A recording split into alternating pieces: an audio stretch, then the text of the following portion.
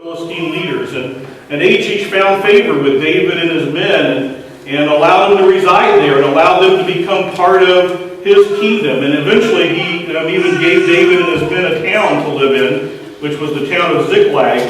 And David, the Bible tells us, stayed in the land of the Philistines for 1 year and 4 months. And then lastly, we finished up recently where we heard about the story of the Philistines preparing to go to battle with Israel. And David was prepared to go to battle with the Philistines against his own people. So here's David, this man that was anointed by God to be the king of Israel. And he was prepared to go into battle against his own people and fight with the enemy, fight with the Philistines against his own country and his own people. I mean, David obviously had come quite a ways from the days of when he was part of King Saul's royal family and anointed to be the king of Israel, to basically now being a part of the world and being completely separate and separated from the path that God had chosen for him. And we don't know whether Saul or whether David would have actually been into battle or not. What we do know is we know that God prepared a way for him to not have to go into battle, because the rest of the Philistine leaders started questioning King Achish about whether David should accompany them into battle, and they eventually convinced him that he should not. And so he sent David and his men back to Ziklag. So David spent this period of time, this year and 4 months, being away from the path that God had chosen for him and basically being part of the world, which was the land of the Philistines. And you know, one of the things that I was thinking about as I prepared this message this week was I thought a lot about the similarities between David and his men and the things that they were going through during that year and 4 months, and the life of the church today when you look at the Church of Jesus Christ across this country and around the world. I mean, there's so many times when you look at the things that's going on in our church today where you cannot tell the difference between what's happening in our church and what's happening in the world around us. And that's what David and his men were doing. They were living as the Philistines lived, and they did what the Philistines did. And you know, there's one of the preachers that I like listening to on TV. I don't listen to too many of them, but one of them that I like listening to is this man, Dr. David Jeremiah. And David Jeremiah has written a lot of books, and this one I thought was an interesting book because the book is titled "I Thought I'd Never See the Day." And I just want to read to you what the front cover of the book says. And this is a quote from Dr. Jeremiah. And it says, "As I wake up and scan today's headlines, I'm often tempted to think, Toto, we're not in America anymore. I'm exaggerating, of course, but only a little when I look at the changes that have occurred in the land I love and in the church that I love even more just in my lifetime. I have to pinch myself to see if it's a dream gone bad." And then Dr. Jeremiah goes on in this book and he lists things that he thought he would never see in his lifetime, and to be quite honest with you, things that I never thought that I would see in my lifetime, things that's happening in the world around us. Several things that he mentions, things like, did you ever think that you would see a day when marriage, as God defined it, would become obsolete in our society? Because that's where we're heading with marriage today, right? And it's not the sanctity of marriage that God ordained when he said it's going to be marriage between one man and one woman. Did you ever think that you'd see a day when Christians wouldn't know or care that they're in a spiritual battle and that there's spiritual warfare that we need to engage in as born-again Christians? Or how about a day when Jesus would be so profane that he's the butt of late-night talk show jokes? And I mean, anytime you turn on television, you see Christians and Jesus Christ being mocked and made fun of. Or a day when morality would be in such free fall like it is today. Where are the moral standards that we are supposed to have? Or a day when America would start to turn her back on Israel, God's chosen country and chosen people. Or a day when the Bible would be so marginalized that it's almost insignificant anymore. That's the world that we live in today. We all know that and we all understand that. But here's the sad part. The sad part is many of the things that I just mentioned are not only happening in our country and around the world, but they're happening right in the church around the world also. And when you look at the church and you look at the assault on marriage, the profanity, the moral decline, all of those things are present today in churches across America, so much so that we're starting to also do something else that Dr. Jeremiah mentioned in his book, And that's we're starting to see a day when the church becomes irrelevant to the rest of society. And we're seeing that today. That's what we're seeing. So here's a couple of statistics I just wanted to give you. George Barna, been researching the church for many years, but here's a couple of statistics. Among people that are married, adults that are married, born-again Christians and non-Christians have essentially the same probability of divorce. When you look at the church and you look at the rest of society and you look at divorce rates, you can't tell the difference when you look at the church today. 1/3 of born-again Christians now support the legalization of same-sex marriage. 1/3. 30%, 3 out of 10 people who claim to be born-again adults think that sex before marriage is okay and that cohabitation is okay. Less than half of born-again adults, 46%, believe that there's an absolute moral truth. Less than half. And that's very statistically almost the same as the general population. And only 40% of born-again adults believe that Satan is real, which again is almost statistically the same as the general population. And so the church continues each and every day to become more and more like the world around us, which is absolutely contradictory to what the Bible tells us that we should be. Right? The Bible tells us that we are to be different. We're to stand out to the rest of the world. We're to be salt and light to the world.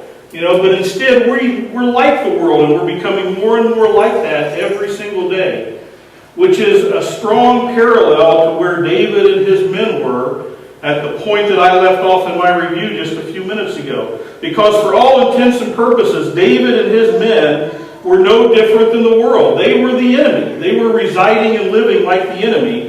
And for almost a year and a half, he lived in this state and was not following the path that God had laid out for him. But God was about to get his attention. And we'll see that when we look at the passages, because we know that when David and his men got back to Ziklag, which God had provided that path back for them to go back to Ziklag, they found that the town that they lived in, that town, had been raided by the Amalekites, and everything that David and his men had was gone. The town had been destroyed, all their possessions were gone, their families had been taken away, spouses and kids and all of their families were gone. Everything was gone. And for the first time in David's life, even this group of men that had followed him around and supported him for so many years, in their despair and their sorrow, they were ready to turn on David and were ready to stone him because of the despair that they felt at the loss that happened at Ziklag. And also for the first time in David's life in quite a while, we find in 1 Samuel chapter 30, verse 8, it says this. It says, "And David encouraged himself in the Lord his God." Or another translation says, David found strength in the Lord his God. Which brings us to our one simple truth for this week, which is this. This is in your notes.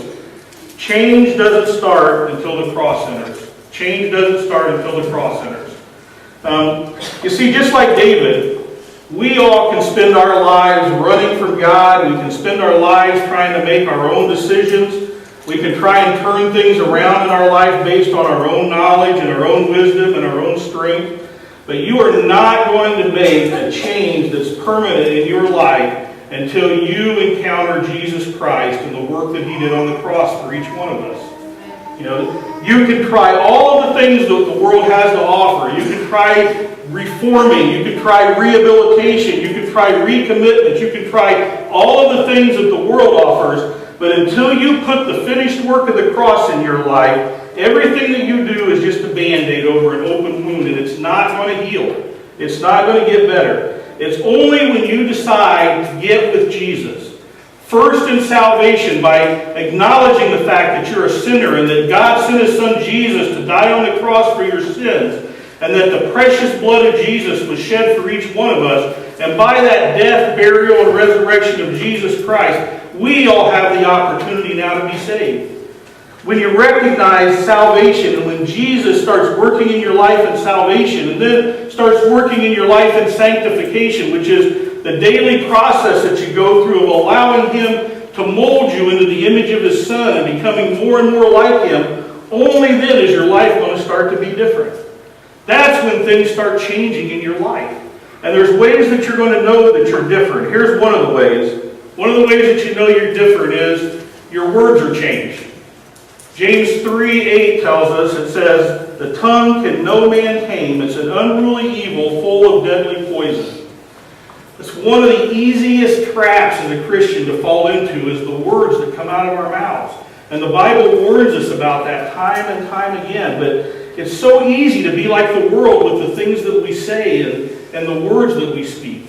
Right? Let me just give you some examples. I mean, think about the gossip that occurs when you're a Christian versus those that are non-Christians. If you look at a group of believers, do you see the same amount of gossip that occurs in a group of believers as what you see in a group of non-believers?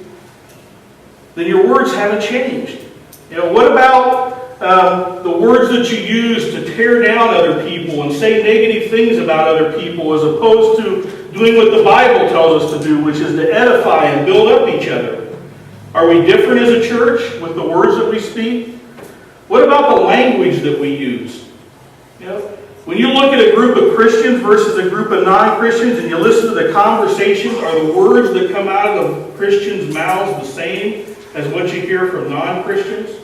It shouldn't be. We should be different in the words that we use. And what about things that are the accepted things that happen today, like Facebook and Twitter and text messaging and all those things? What about the words that we use on there? Can somebody look at your Facebook page and know that you're different from everybody else? Know that Jesus Christ is working in your life? Or do you look like everybody else when somebody looks at the things that you posted out there online for the whole world to see? I mean, we are called to be different. Here's another thing that George Barna discovered when he did his research. He found that only 1/3 of Christians, 1/3, believe that they have the responsibility to share their faith with other people.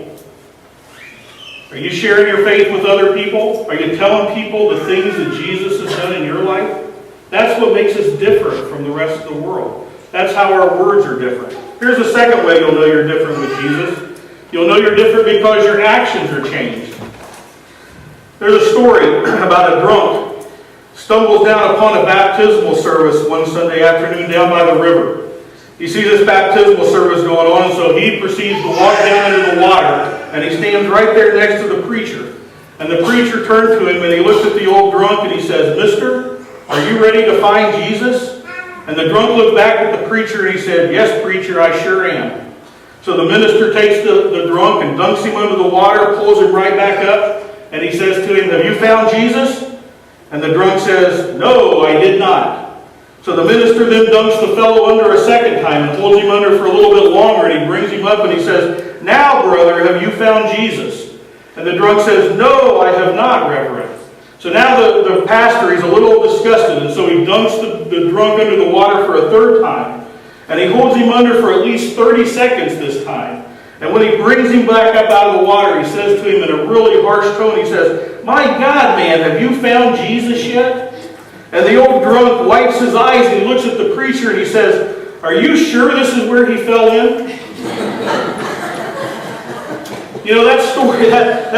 That joke is the way we are as Christians, right? I mean, we think that we have to go and find Jesus. We have the wrong view of who Jesus is. I mean, we think that we have to go find him, and in the process of doing that, we start to define Jesus the way that we want to define him. We want to come to church on Sunday and we want to be entertained. We want things to be the way we want them to be. I mean, that's why you have guys like, and if you like this man, I'm sorry, but that's why we have guys like Joel Osteen that have 60,000 people that attend his church on Sunday and makes millions of dollars because he tells the people the things they want to hear. I want to be in a church where I hear about Jesus Christ and his crucifixion.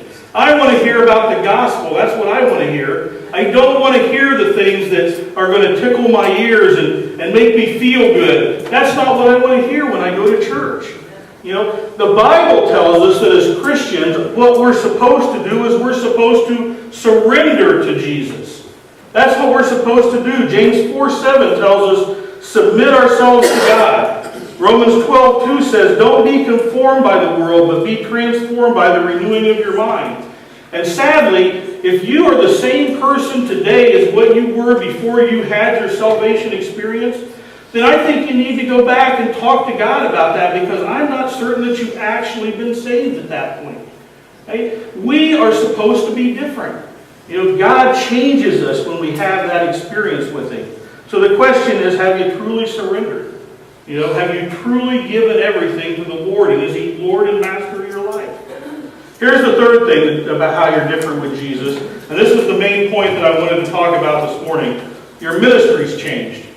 Now, I don't know if you know what your ministry is. I mean, when you talk to a lot of people, they'll tell you, in the church today that they don't have the ability to minister. They don't know what it is that they're supposed to do. You don't have to be the pastor. You don't have to be a deacon. You don't have to be a Sunday school teacher. I mean, if you're confused about your ministry, I would tell you that as a Christian, as a born-again believer, God wants to use you in some way. And that way that He decides to use you is what your ministry is. Every single one of us as born-again Christians, God wants to use. And 1 Corinthians chapter 1, verse 27 says, God hath chosen the foolish things of this world to confound the wise, and He's chosen the weak things of the world to confound the things which are mighty. In other words, you don't have to be smart. You don't have to be strong to effectively minister. You just have to surrender and let God use you in whatever way He intended to use you. That's what you have to do. That's how you become effective in ministry. So let's go back and take a little closer look at this story of David. 1 Samuel chapter 30. As we mentioned, David was away from God, conforming to the world, living in the land of the Philistines. He sent back to Ziklag. Everything that was important to David was gone. And now, after spending almost a year and a half in the enemy's camp, David's finally to the point where he's ready to come back to God, which is what this series is all about, is coming back. So here's a couple of things that David has to do. The first thing he has to do is he has to realize that his life wasn't honoring to God. And just like David, I would challenge you to ask yourself the same thing. Are the things that you do, your words and your actions, are they honoring to God, or are they not? So you need to make sure and realize that the things in your life have not been honoring to God. And then you got to realize you got to move forward. And that's the same with David. I mean, at this point in his life, he finally consults the priest, Abiathar, and says, bring me the ephod. And he starts to consult with God about what is it that he should do. And that, again, there's some great lessons for us in that, because when we make decisions in our life, do you make them based on the direction that God tells you? Do you consult Him about the important things in your life? Or do you just make the decisions and think that God really doesn't care, or God's not going to help you in the decisions that you need to make? I mean, God knows you the best of anybody, and He knows what the best path is. And He knows what's good for you and what's going to be honoring to Him. So we ought to be consulting Him on every decision that we make in our life. And then thirdly, David's going to realize here in these next few verses that he's got to start to minister to others again in order to get his life back on track with God, to come back to God. So let me give you 3 quick points about ministry, and then we'll be done this morning. So here's the first one. The first one is, you need to minister to whoever you find. Minister to whoever you find.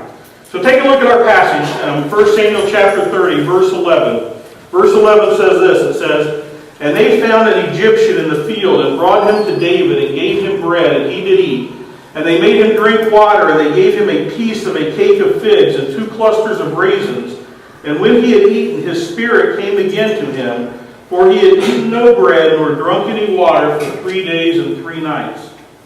You see, David and his men, after consulting with God, God told him, go after the Amalekites. And God told him, you're going to be able to catch up with the Amalekites, and you're going to be able to get your family back when you get to where the Amalekites are. So David and his men, they're in hot pursuit of the Amalekites. I mean, they're after these guys. And so as they're chasing down the Amalekites, they come across this man that has been left in the field. He's an Egyptian. And so once again, God is starting to work in David's life, and David doesn't realize it at that point, but God has brought that man into his life because God intends for David to minister to this man.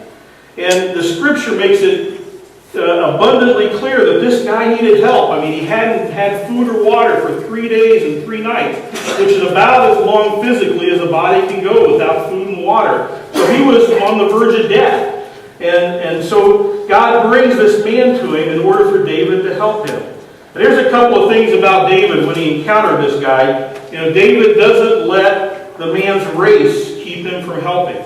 He doesn't let the man's race keep him from helping. I mean, it's no coincidence that this guy's an Egyptian. David's a Hebrew. The Egyptians are longtime enemies of the Israelites. I mean, David grew up knowing the stories about Moses and Pharaoh and all the years of captivity of the Israelites and the stubbornness of Pharaoh about giving the Israelites their freedom. So this man was an enemy to David and his men. And he was also a complete stranger to David. David had no idea who this man was. But at the same time, David decided that he was going to minister and take care of this man and meet his needs because that's what God expected him to do. Here's another verse. When you encounter people along the way and you start ministering to whoever you find, Galatians 3:28 tells us this. It says, "There is neither Jew nor Greek, there is neither bond nor free, there is neither male nor female, for ye are all one in Jesus Christ." When you start to minister to people, what God cares about when He looks at humanity, He cares about salvation. Saved versus unsaved. That's what He cares about. So when we learn to minister, we need to do the same thing. We need to be concerned about the salvation of the people that we encounter along the way, no matter who it is. That's what God cares about, so shouldn't we care about the same thing? I mean, that's what we should do. Here's the second thing. David didn't let the man's need keep him from helping. This guy had huge needs, right? I mean, it says he was almost dead. 3 days and 3 nights he went without food and water. So he had huge needs. And what had just happened to David? I mean, his whole town had been destroyed, so David and his men had very little themselves. But they come upon this guy that had huge needs, and what does David do? He gives freely of everything that he has, whatever the man needs. Even though David didn't have very much, he gave freely of the things that he had. David got personally involved in the care of the ministry of this man and was willing to give up everything. And so the lesson is a good one for us, right? I mean, when we encounter somebody along the way, are we willing to sacrifice everything that we have? I mean, God may never ask you to do that, but are you willing to do that? Are you willing to give up everything that you have in order to help those that God places in your path along the way? God places that person along there not only because he needs help, but God places that person there for you and your growth in Him and the ministry that you need to provide. And here's another part about this story. Think about the emotional condition of David and his men. I mean, these guys had lost everything. They were in despair, right? I mean, their families were completely gone and everything they had been destroyed. But even at that time in David's life, when he had such great despair, God puts a person in his life that He wants David to minister to. And David's submissive to the Lord at that point. And he stops and ministers to this guy. Here's my second point about ministering along the way. Second point is minister to whoever's thrown away. Minister to whoever's thrown away. Look at verse 13. It says, "And David said to him, To who belongest thou? And whence art thou? And he said, I am a young man of Egypt, servant to an Amalekite, and my master left me because 3 days agone I fell sick." I mean, this guy basically was a servant to an Amalekite, and because he got sick, the guy just dumped him along the side of the road and was willing to let him die. That's the kind of people that we need to look at to minister to, right? How many people have you encountered in your life that the world has just thrown away? Right? I mean, when we went to South Africa a few years ago, I've been there twice now, but a group from our church went to South Africa. You would not believe the number of people that the world has thrown away. Kids dying every day because they don't have parents any longer. I mean, you don't have to go on a mission trip. Look around you here. How many homeless and people that are in desperate need that the world has thrown away, how many do you encounter on a daily basis in your lives here? Here's another truth for you. The world is going to take everything that you have, use you, and throw you away. That's what the world will do to you. I have seen so many people in my life, the place that I work, men who give everything for the job that they have. All of their time and all of their effort, and before they know it, 30 years of their life have been spent pursuing that dream, and then they have no relationship with their kids. They have no relationship with their wife, because they're consumed by the things that the world has to offer. And then before you know it, they're thrown away. That company doesn't need them anymore. There's not a person in here that is so important to that company that you work for that they cannot do without you. Pursuit of material things and, wanting to have the money. There's nothing wrong with that, but you just think about it and think about the fact that when you die, it doesn't go with you. I was just talking to Judy about it the other day because I have a couple of things I like to collect. I collect some coins and I collect some other things. And I like my collection, but it's not going with me. So I can't allow the things of the world to consume me because the world is just going to use me up and throw me away. That's what the world does. Here's the last thing about ministry. As you minister on this journey, you need to minister to whoever has hurt you. Minister to whoever has hurt you. Now, this story of David, no coincidence that this young Egyptian was the servant of an Amalekite. Those Amalekites are the people that had just raided Ziklag. And David's about to find that out, because when you look at verse 14, it says, "We made an invasion upon the south of the Cherethites, and upon the coast which belongeth to Judah, and upon the south of Caleb." And then here's the key part, "and we burned Ziklag with fire." Now, can you imagine the rage that David and his men must have felt at that point? That here's this man that they've stopped to help, giving him food and water that they don't even really have to give up, and this man participated in the raid that burned his town, destroyed and took all of his possessions, and took off with their wives and kids. Humanly, David's response ought to be, "I'm taking my food and water back, and I am going to kill this man right here." But that's not what David does. David makes the decision that he is going to help this young man, and he also promises him that he's not going to hurt this young man. So here's the lesson for us. The lesson for us, well, here's what Matthew 5:39 says. It says, "But I say unto you, that ye resist not evil, but whosoever shall smite thee on thy right cheek, turn to him the other also." So the lesson for us needs to be that in order for us to follow Jesus, our desire for revenge has got to go away. It's just got to end. When you stop and think about people, and you think about the things that people have said to you, the things that people have done to you, family members, friends, co-workers, I don't care what it is, when you stop and think about the things that they've done, your job as ministering to them is to not have that revengeful spirit towards them, but your job is you need to minister to them and love them. Not feeling revenge towards a person.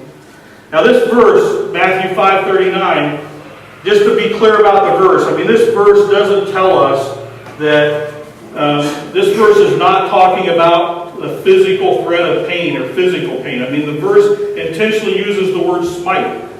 And smite is a word that means to slap or to hit with the palm of your hand. So this verse is not telling us that if you're in an abusive relationship or there's some kind of physical threat going on, that you need to stay and continue to put up with this abuse. What it means is, if you're in a situation where there's insults or slander or embarrassing situations directed towards you, then you need to turn the other cheek and you need to show that person love, even though they're the ones that's insulting you or intimidating you or slandering you, whatever it is. Our job as Christians is not to hate that person for that. Our job is to turn around and love them back and again show them what it means to be different as a Christian. That's what this verse is all about. So, in closing, I have another story I want to tell you. This is a story about a man that went to a church in Atlanta, Georgia. And at this church in Atlanta, Georgia, he shared how he had become a Christian while visiting Sydney, Australia. And he said, "I was at the street corner in King's Cross, which is a town in Australia. And he said, when I was standing on the street corner, I felt a tug on my sleeve. And I turned around and I found myself face to face with a street bum. And before I could say anything, this man simply said to me, he said, 'Mister, if you were to die tonight, where would you spend eternity?' Now that question troubled that man for the next few weeks, he said. And finally, he said he had to find an answer, and because of that question and because of how much it troubled him, he ended up giving his life to Christ. The pastor of that church in Atlanta was amazed that a man on a street corner could have such an impact on somebody. But imagine his amazement when 3 years later another man came into his church and gave an almost identical testimony. He too had been in King's Cross in Sydney, and this derelict had come up to him and pulled on his sleeve and then asked him, if you were to die tonight, where would you spend eternity?